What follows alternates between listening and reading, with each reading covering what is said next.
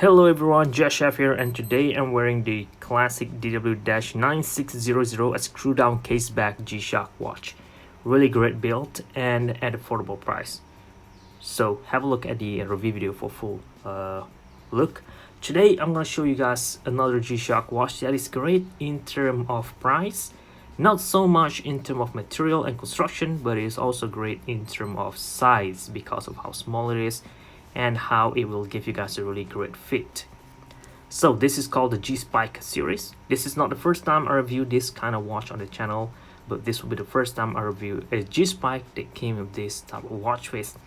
Every G-Spike series will feature a motorcycle theme or motorsports theme in the design of the watch. So there you have it. You can see all this rugged appearance and all this round shape to represent wheels. In this case, it came in black and blue. So to be specific, let's have a look on the back plate. This is the G-315RL stainless steel back Japan movement, so you could expect a Japan engine built in there, cased in Thailand and water resistant to 20 bar, so that's great. And it operates on Casio 4368. You'll see Casio G shock resist and shock absorbing structure overall in the construction of this watch. All right. So far it's already pretty simple, right? It came with this round shape. It is black and blue, and the strap looks like that to match with the, I believe to be the jumpsuit of the motorcycle racer that they wear. Just have this texture on it. Casio said this is made out of calf leather, a synthetic mixture, and they actually glued this leather to the resin part, and they also stitch it on here all the way to the back. But since this is synthetic, and yeah, it turned out to crack over time, as you guys can see over there. And I'm not sure what this thing is, but if you actually hold it on hand, you could actually feel a little bit sticky feels on it because the glue somehow just penetrated throughout this leather. I really like having a look at all this texture on this watch strap. It makes the watch looks much more premium to considering the price for this starts at 13,000 Japanese yen only. That is insanely cheap, and you could get this today half the price of this. So this is really a really bargain type of watch if you're into this design, or if you're not, then this video not gonna be interesting to you at all, really. So it came in this deep blue. The strap has the steel, not teal, but I'm not sure what they call this, navy blue probably. There are only 3 variations. Will be this one, black and blue, and there's another one, a black and green. That one looks much better in my opinion, a lot more rare, harder to get because it came this camouflage strap, so cool. And there's another one in full white, so not as popular, but there's another one in black and orange, which I already reviewed on the channel somewhere last year. That is also rare, and but still quite easy to get, similar like this guy actually. So you can see the watch band and bezel is just resin, right? The buckle came with Casio China sign at the bottom of it. So glossy finish buckle, solid build actually. And you can see this band keeper with G stamp over there. So this is a keeper, a trademark for this model only. You're not gonna find similar watch band keeper on other G-Shock watch. So that's unique. And the buttons came in square shape. Both sides goes the same. It is indeed symmetrical design, and the button is so easy to press, just very nice. And the watch bezel actually being supported even more with this aluminum metal around here, and it seems to be ion plated to deep blue colorway. It looks very beautiful, man.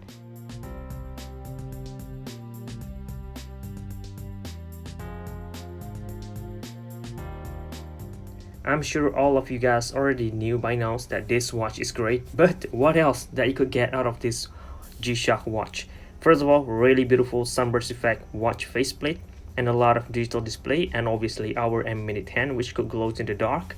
And if you want to see the time at night time, you only have an EL backlighting which will glow the digital display part only.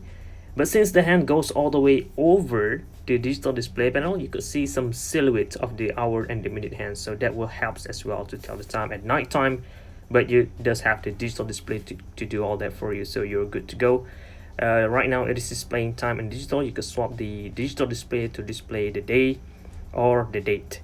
The one in this ring at the 6 o'clock position will show a seconds counter, which will synchronize with all of these square part or square graphics at the edge of the digital display panel. So you have 30 seconds on left side and 30 seconds on the right side. The graphics will light on and light off, and in this case it already goes to here 50-second marks, and when it goes to 60 it will continue back on this right side of the watch like so. That is so tiny, so hard for me to show you guys how it look like, but that's how it is.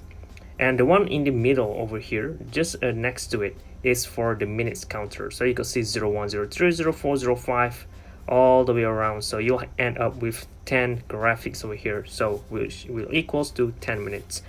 And since right now we are looking at 11:54, so that's why 4 of these graphics on the right side is already lighting off. We are looking at these graphics over here, all of them light on, so they will keep repeating light on and light off over and over again.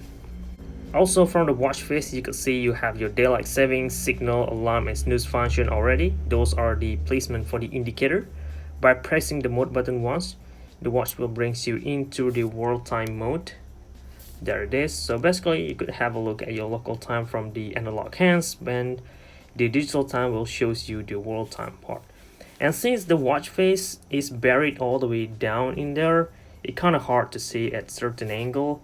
And also since it came in negative display, it is really hard to see what the digital display is telling you. So that is also the downside of this G-Shock watch. But what else you could do to make a watch small and want to add a lot of functions? You gotta have to cram everything in that tight space in there. So this is how you end up with.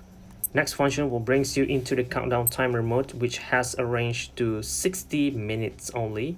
And when you turn on the countdown timer, the graphics will move backwards now. So instead of going every minute, this graphics will go every 10 seconds. That's it. Pressing mode button again will bring you to the stopwatch. And there we go. The graphic will move faster now, 1/100 seconds precision, like so. It will keep rotating over, around and around like that, just for animations. Just pretty fun to play around with actually, so I like this. It has split time, and the countdown timer and the stopwatch has a range to only 60 minutes, but that's okay. Motorsports didn't last hours anyway, right? So 60 minutes just enough, or match very well with the motorsports theme that this watch is featuring. Next you'll have alarm, 5 of them, including snooze and signal, and all of the indicator will be pointed down there without any date setting. And next the last one will be the H, where you could set the hour and the minute hand to match with the digital display. This part is called the H set or hand setting. And that's pretty much it that you have in the watch internal function. So it is indeed really simple, really basic function. You could get other watches out there that offer similar functions, but again, what makes this one special is the appearance.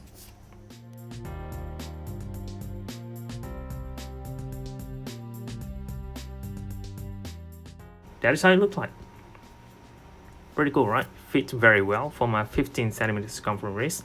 The watch is small size, as you guys could see, barely move all the way over the edge of my wrist like so, and it fits very well, very snug, no space at all in between the watch and my wrist. And the strap is quite long, and I wear it hose number 3 from the top, guys. I could wear this all the way up and it will fit very snug. So if you have a skinnier wrist, you could pull this thing off, but keep in mind this part will stand out, so do keep that in mind. But I think Casio made this to be worn over your motorcycle gloves. That's why they made it long, so you could wear it over it. Pretty nice, right? Depending on how you use it, this is how it will look like on a regular wrist wear. So that's it.